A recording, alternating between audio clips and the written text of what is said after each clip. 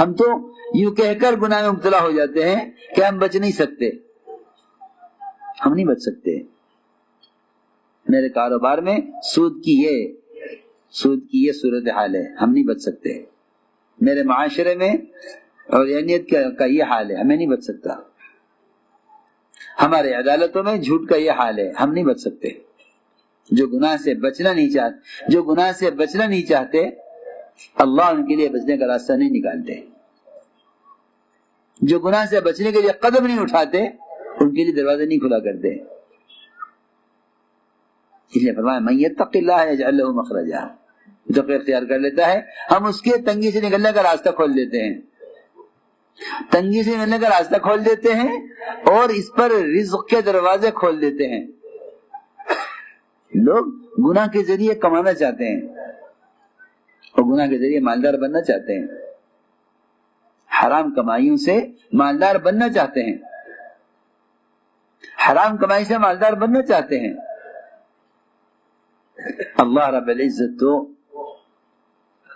اپنے بندوں محبوب بندوں کو ایسا مال سے بچانا چاہتے ہیں جو تمہیں کوئی آدمی اپنے بیمار کو پانی سے بچانا چاہتا ہے، اور یہ حرام راستے سے مالدار بننا چاہتا ہے. میرے دوستو عزیزو، سب سے پہلے تقوی کمائی کے نقشوں میں لے آؤ. سب سے پہلے تقوی کمائی کے نقشوں میں لے آؤ.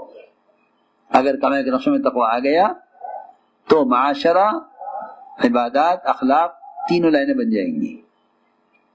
لیکن فرماتے تھے کہ حرام کمائی یہ اس کے اعضاء کو حرام کی طرف کھینچ کے لے جاوے گی، یہ نہ چاہتے بھی حرام کام کرے گا. جی ہاں، سب سے پہلا سوال معاملات کا ہے کہ معاملات ٹھیک کرو. سب سے پہلا سوال معاملات کا ہے.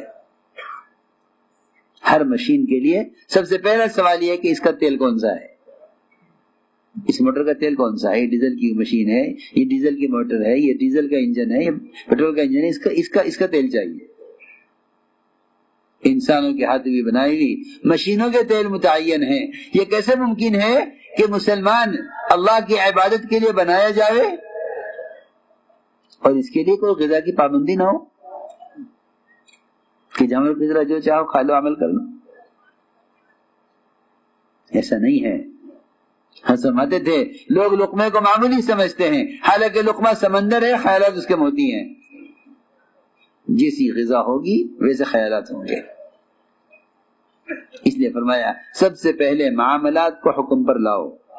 اخلاق، معاشرہ، عبادات تینوں چیزیں بن جائیں گی، تینوں بن جائیں گی. اس لیے صحابہ کرام کی غیبی نصرتوں کا جو اصل بنیادی سبب بنا ہے وہ ایمان کی علامت تقوی. ایمان کی علامت تقوی. آگے فرمایا دوسرا وعدہ وَيَرْزُقْ مِنْ حَيْثُ لَا يَحْتَسِبُ، کہ ہم تقوی والوں کو ایسے راستے رزق دیں گے جہاں ان کا خیال گمان بھی نہیں پہنچے گا. ہم ایسی جگہ سے رزق دیں گے جہاں ان کا خیال گمان نہیں پہنچے گا، ایسی جگہ سے ان کو رزق دیں گے. اور ہوا یہی. ایسے صحابہ کہ ان کا باغ سال میں 2 مرتبہ پھل دیا کرتا تھا. ایسے صحابہ کہ ان کا باغ سال میں 2 مرتبہ پھل دیا کرتا تھا. تقوی اختیار کرو، ہم تمہیں اپنے خزانوں سے دیں گے. تقوی اختیار کرو، ہم تمہیں خزانوں سے دیں گے.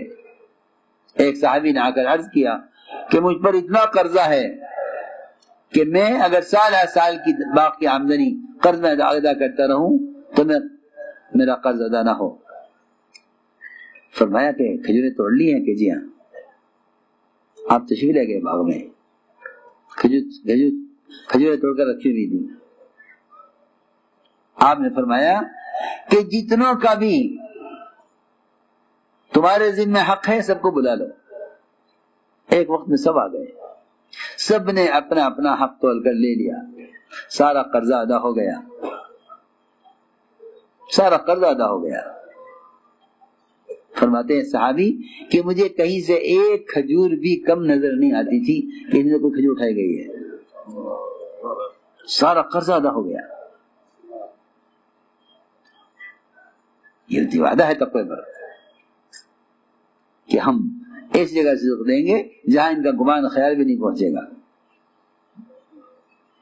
اس لیے میں نے عرض کیا کہ تقوی سب سے پہلے معاملات میں لاؤ، اس لیے کہ اگر غذا تقوی والی نہیں ہے تو بدن سے نکلنے والے اعمال بھی تقوی والے نہیں ہوں گے. اگر غذا تقوی والی نہیں ہے، جو اپنے اعمال کی حفاظت کرتے ہیں وہ سب سے پہلے اپنے معدے کی، اپنے خون کی حفاظت کرتے ہیں. ابوبکر صدیق رضی اللہ عنہ کو ایک لقمہ کہانت کی آمدنی کا کھلا دیا گیا. پوچھا کہاں سے لائے ہو؟ کہ میں کہانت کیا کرتا تھا، نجومی سے جا کر حالات پوچھتا تھا، آ کے بتلاتا تھا لوگوں کو، اس کے پیسے ملتے تھے. ابوبکر رضی اللہ تعالیٰ عنہ نے اس لقمے کو اندر سے نکالنے کے لیے طے کی. ایک لقمہ کیسے باہر نکلے؟ جب ساری کوشش کی اور وہ لقمہ باہر نہ آیا تو لوگوں نے کہا پانی پیجئے، پانی پی کر نکالیے اس کو. روایت میں ہے کہ پانی پیتے رہے، طے کرتے رہے، جیسے کوئی اپنے برتن کو صاف کرتا ہے، دھویا کرتا ہے. جب وہ قے کے ساتھ لقمہ باہر آیا لوگوں نے کہا امین آپ نے اس کے لیے کوشش کیوں کی؟ فرمایا اگر یہ میری جان لے کر نکلتا میں اس کو نکالتا. سارا کام خراب ہوا ہے اس کمائی کے حرام طریقوں کی وجہ سے. یہ کمائی کے حرام طریقوں نے سارے عبادات کو کھوکھلا کیا ہوا ہے. عبادات مردود ہیں اور دعائیں مردود ہیں، مقبول نہیں ہیں. اس لیے کہ سب سے پہلی شرط یہ ہے کہ پہلے طہارت پھر عبادت. پہلے طہارت پھر عبادت، پہلے طہارت پھر عبادت. کہ آدھا ایمان ہے طہارت. کیا مطلب ہے اس کا؟ کہ اگر آپ ناپاک پانی سے وضو کریں تو آپ کی بات تو کیا ہوگا کہ آدھی طہارت، آدھا ایمان تو طہارت ہے. طہور شطر الایمان، طہور شطر الایمان کہ پہلے پاکی حاصل کرو. پاکی کا مطلب یہی نہیں کہ آدمی غسل کر لے یا وضو کر لے، بلکہ بدن کے اندر دوڑنے والا خون حرام کمائیوں سے، سود سے، جھوٹ سے، غبن سے، دھوکے سے، ان سب سے پاک ہو. عمر بن سعد رضی اللہ تعالیٰ عنہ کو حضرت عمر نے گورنر بنایا تھا حمص کا. 1 سال وہ وہاں رہے. جب 1 سال کے بعد واپس آئے حضرت عمر نے فرمایا یہ کیا حال کیا ہوا ہے؟ تو اس پر یہ جواب دیا تھا حضرت عمر بن سعد نے کہ دیکھتے نہیں میرے بدن کا خون پاک ہے، میں نے کسی کا کوئی حق نہیں مارا، میں نے کسی کا کوئی حق نہیں دبایا. میرا خون بدن کا اپنی کمائی سے، حلال کمائی سے بنایا ہوا ہے. میرا خون پاک ہے اور مجھے کیا چاہیے؟ میرا خون پاک ہے. تو میں نے عرض کیا کہ کمائیوں کو حکم پر لاؤ، کمائیوں کو حکم پر لاؤ، اس لیے کہ طہارت کے بغیر عبادت نہیں ہے. میرے دوستوں، بزرگوں، عزیزوں، کمائی کی شکلوں میں حرام ایسا جز بن گیا ہے کمائی کی شکلوں کا کہ مسلمان یہ کہہ کر بے فکر ہے کہ میں کیا کروں. حالانکہ سودی کاروبار کرنے والا اللہ سے اعلان جنگ کر رہا ہے. ادھر کاروبار سود کا، ادھر دعا ہو رہی ہے.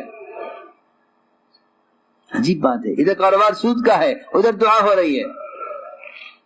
اگر آپ کی اپنے کسی پڑوسی سے لڑائی ہو جائے، آپ کے اپنے کسی پڑوسی سے لڑائی ہو جائے تو کیا آپ اس پڑوسی کے یہاں سے نمک مانگنا پسند کریں گے؟ صرف نمک، بہت معمولی چیز ہے. مجھے آپ نہیں. کوئی تمہارا بچہ اگر نہ سمجھ جسے خبر نہیں لڑائی ہے وہ جا کے لے آوے تو آپ 2 چاٹے مار کے واپس کراؤ گے کہ ہمیں نہیں چاہیے کیا ہے. یا آپ اپنے دشمن سے جس سے آپ لڑائی کر رہے ہیں اس سے آپ کسی خیر کی امید کر سکتے ہیں؟